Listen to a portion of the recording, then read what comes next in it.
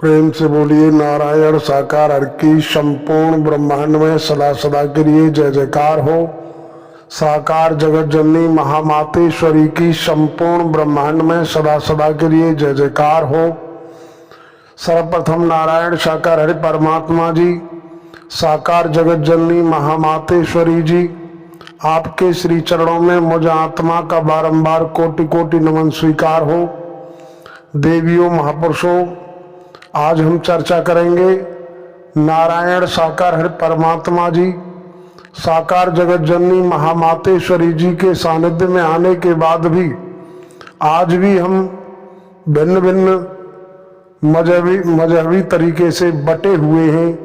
हमारे आपके बीच में विभाजन बना हुआ है, तो क्या हम नारायण साकार हरि परमात्मा जी को रिझा पाएंगे? पूरा वीडियो सुने, आपके चरणों में प्रार्थना है, आपके चरणों में विनती है, पूरा वीडियो सुने, समझ में आएगा। देवियों महापुरुषों, बीते युग की कहानी है। एक बार राजा जनक ने अपने तरफ से एक इशारा दिया अपनी पूरे प्रजाजनों को कि कोई हमें अगर ब्रह्म ज्ञान कराएगा हम उसको गुरु स्वीकार कर लेंगे। एक नहीं अनेकों दूर दराज क्षेत्रों, भिन्न भिन्न शहरों, भिन्न भिन्न राज्यों से बहुत सारे ज्ञानी जन, पंडित जन आए। उन्होंने राजा जनक को ब्रह्म ज्ञान कराने का प्रयास किया, लेकिन सारे के सारे वेदांती पंडित विफल हुए। उसी दौरान एक दिन अष्टावक्र जी का आना हुआ।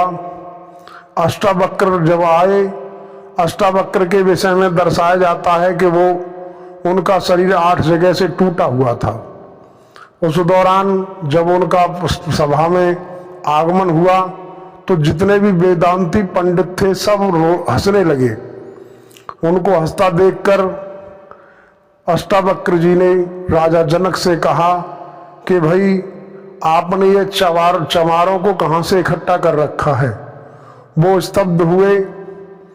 वो कहानी यही थोड़ा हम फ्लॉप करते हैं, हमें पूरी कहानी में ज़्यादा कुछ कहना नहीं है, हमें थोड़ा देखना है। नारायण साकार हरि परमात्मा जी, हम आप सभी आत्माओं को एक आत्मीयता वाली दृष्टि से देखते हैं और आत्मीयता वाली दृष्टि में ही ले जाना चाहते हैं, क्योंकि नारायण साकार हरि परमात्मा जी ने दर्शाया कि हम तुच्छ हैं, हमारी बुद्धि तुच्छ है। नारायण साकार हरि परमात्मा जी विशाल हैं, इनकी बुद्धि विशाल है। हम संकीर्णता से निकलें और विशालता की तरफ बढ़ें तो शायद हमारा बचाव हो सकता है। कहा जाता है कि जाति नहीं जगती सकी तो जन की कैसे होए, जाति के अभिमान में डूब मरो मत कोई। ईश्वरांश जीव अविनाशी, ईश्वर का अंश सभी मानवों के अंदर है। परमात्मा विराट सम्राट सत्ता है, सुप्रीम अथॉरिटी है। इनका न जन्म हुआ है न ये मरेंगे, ये हमेशा कायम धाम रहते हैं। इनका न आदि है न अंत है। जब ये सृष्टि नहीं थी तब भी ये परमात्मा थे, आज सृष्टि है तब भी परमात्मा है, भविष्य में ये सृष्टि ना रही तब भी परमात्मा रहेंगे। तो देवियों महापुरुषों, आज भी हम जातिवाद के तरीके से बटे हुए हैं, जबकि बीते युग में रामचंद्र जी ने भीलनी के झूठे बेरों को खाकर दुनिया के हर मानव को संदेश दिया कि परमात्मा के यहाँ पर कोई जाति पाति, ऊंच नीच, काले गोरे, अमीरी गरीबी का भेदभाव नहीं। लेकिन आज तक हमने आपने नारायण साकार हरि परमात्मा जी के द्वारा मानव मंगल मिलन सद्भावना समागम के माध्यम से ब्रह्मवाणी के द्वारा हमें आपको समझाया, सिखाया, लेकिन आज भी हम चमड़ी में उलझे हुए हैं। परमात्मा तो हमें आपको ब्राह्मण बनाना चाहते हैं। जिनको ब्रह्म ज्ञान हो जाता है वो ब्राह्मण हो जाता है, जो चमड़ी में उलझा होता है वो सिर्फ चमार ही रहता है।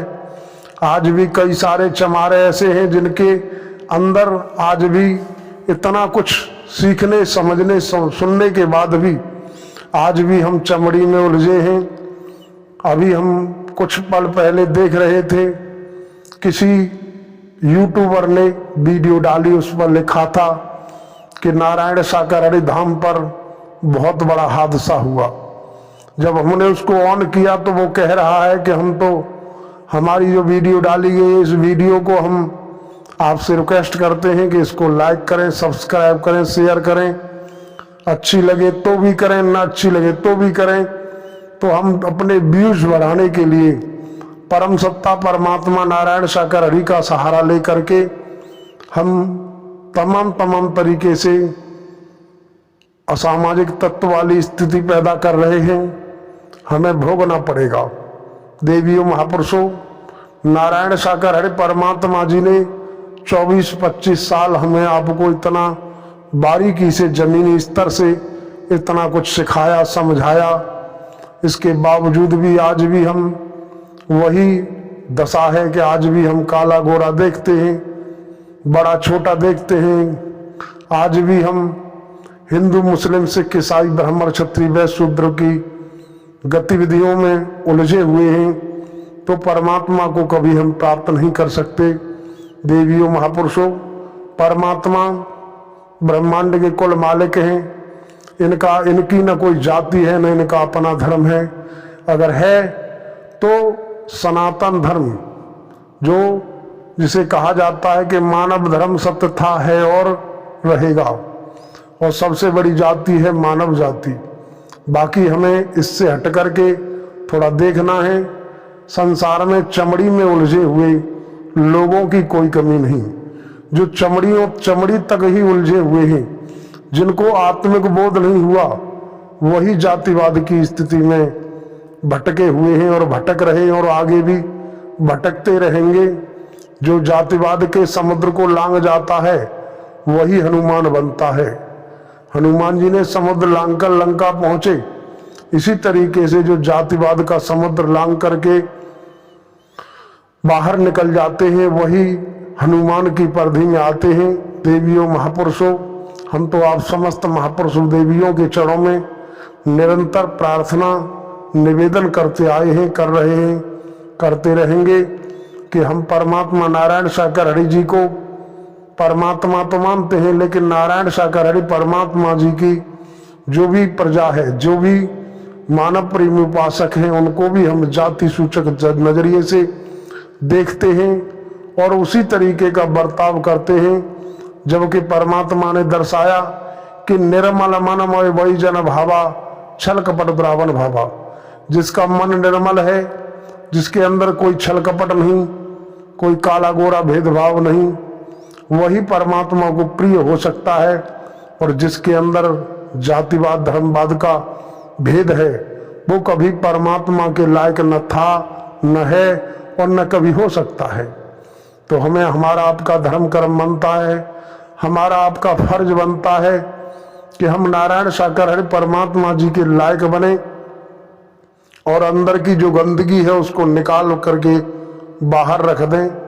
क्योंकि नारायण साकर हरि परमात्मा जी ने एक एग्जाम्पल के तौर पर दर्शाया।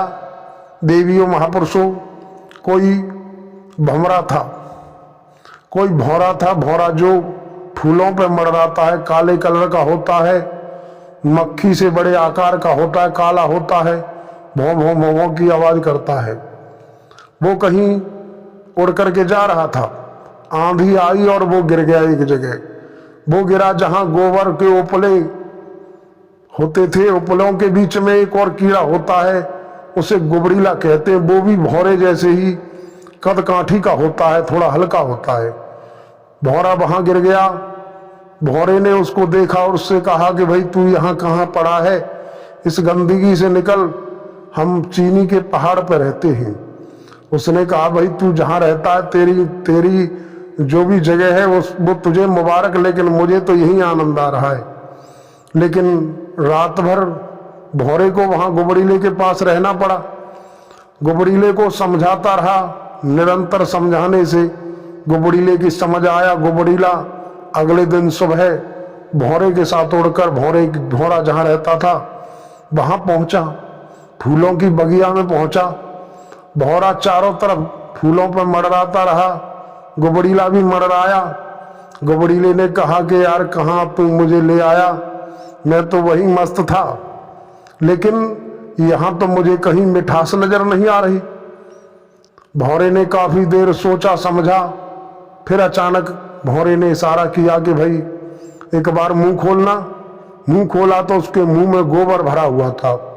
उसने कहा यार पर गोबर तो निकाल, तभी तो जो यहाँ तुझे सुगंध प्राप्त होगी। जब उसने गोबर निकाला बड़ा सुगंध आई, बड़ा आनंद आया। उसने कहा कि मैं तो वाकई कहीं दलदल में था, हमारे तो मुंह में गोबर था इसलिए सुगंध नहीं मिली।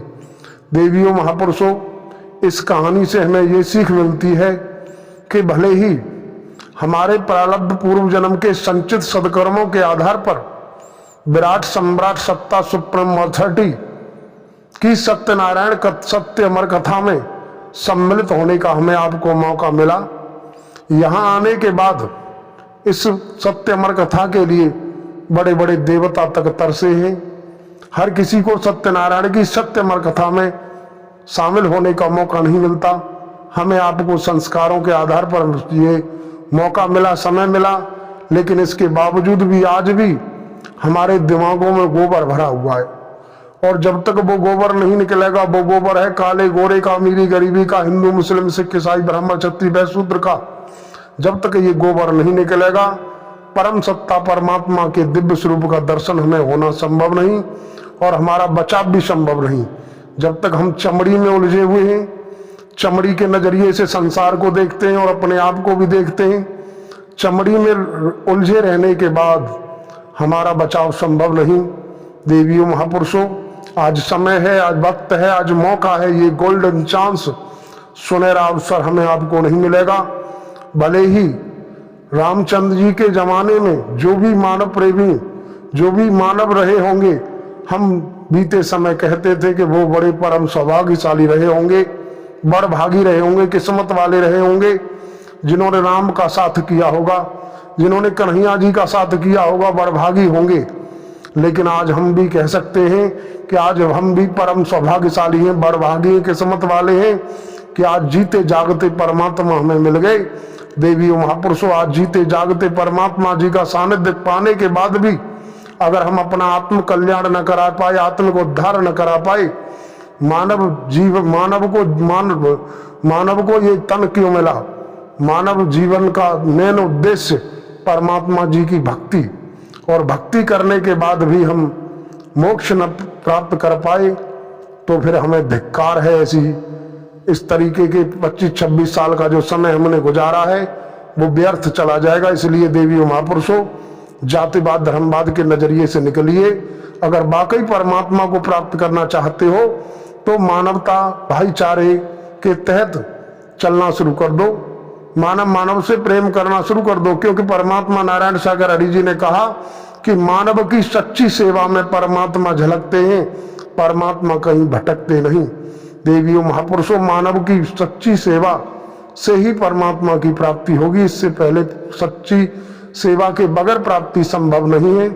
हम निरंतर चाहे कहीं भी चले जाएं और हम अपनी आदतों को बदलें, अपनी नीयत को सावधान करें, नीयत को संभालें। कहा जाता है कि न सेहत बुरी है न सूरत बुरी है, बुरा वही है जिसकी नीयत बुरी है। तो देवियों महापुरुषों, हम ज्यादा लंबा आगे को इस चर्चा को न खींच करके इसी पॉइंट पर अपने शब्दों को विराम लगाएंगे और आप समस्त देवी महापुरुषों का धन्यवाद भी करते हैं कि आप देवी महापुरुष जिस तरह से हमारे द्वारा डाली हुई वीडियो को सुनते हो और सुनने के बाद आपको जो वीडियो अच्छी लगती है उसके तहत आप लाइक करते हो, सब्सक्राइब करते हो और शेयर करते हो, और जो भी समझ आता है उस तरीके से कमेंट के माध्यम से हमारा मनोबल बढ़ाते हो। इसके लिए हम आपका बारंबार धन्यवाद करते हैं। आपके इस तरीके के सहयोग के लिए हम आपका किन शब्दों में शुक्रिया अदा करें, हमारे पास वो शब्द नहीं, वो अल्फाज नहीं। लेकिन आप देवी महापुरुषों से प्रार्थना करते हैं कि हमने मानव प्रेम उपासकों ने परमात्मा नारायण सागर हरि जी का सानिध्य पाने के बाद आपने जो अपने आप में चेंजिंग की है, परिवर्तन किया है, इतनी चेंजिंग और कर लो कि हम मानव से प्रेम करने लग जाएं, मानव की सच्ची सेवा करने लग जाएं, तो शायद बिगड़ी बात बन जाएगी। अगर हमने ऐसा नहीं किया तो फिर कोई गारंटी नहीं। इन्हीं शब्दों के साथ आप समस्त महापुरुष व देवियों के चरणों में नमन करते हुए हम अपने शब्दों को विराम लगाते हैं और पुनः प्रार्थना करते हैं कि जो भी इस तरीके की कोई वीडियो आती है उस वीडियो को शुरुआत में 2-4 शब्द सुने।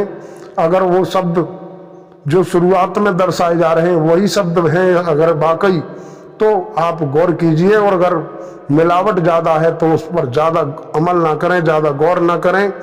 कई प्रकार की भ्रामक स्थिति बनी हुई है, आप भ्रामक स्थिति से बचिए। परमात्मा नारायण सागर हरि जी ने भी शुरुआत में काफ़ी दर्शाया कि आप भ्रामक स्थिति से बचिए। भ्रम फैलाने वालों की संसार में कोई कमी नहीं है, क्योंकि जहाँ सत्य है वहाँ असत्य भी है। इसलिए हमें आपको मायूस नहीं होना है, हमें भटकना नहीं है, हमें सत्य पर भरोसा रखना है, बाकी और किसी पर भरोसा हो या न हो। प्रेम से बोलिए नारायण साकार हर की संपूर्ण ब्रह्मांड में सदा सदा के लिए जय जयकार हो। साकार जगत जननी महामातेश्वरी की संपूर्ण ब्रह्मांड में सदा सदा के लिए जय जयकार हो।